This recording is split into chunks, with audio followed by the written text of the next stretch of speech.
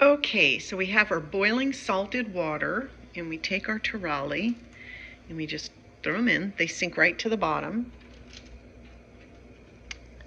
And we're just gonna, don't put them on top of each other, just lay them, plop them in the water right next to each other. I'm not using a really deep pot.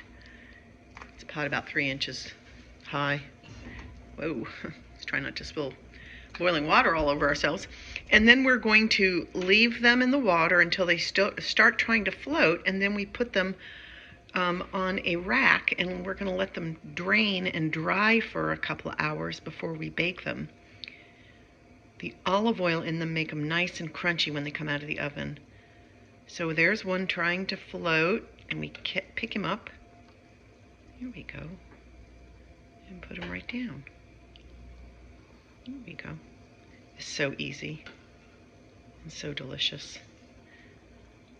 The fennel in the taralli is especially delicious with a salami, slices of salami. That's yummy. Okay, easy.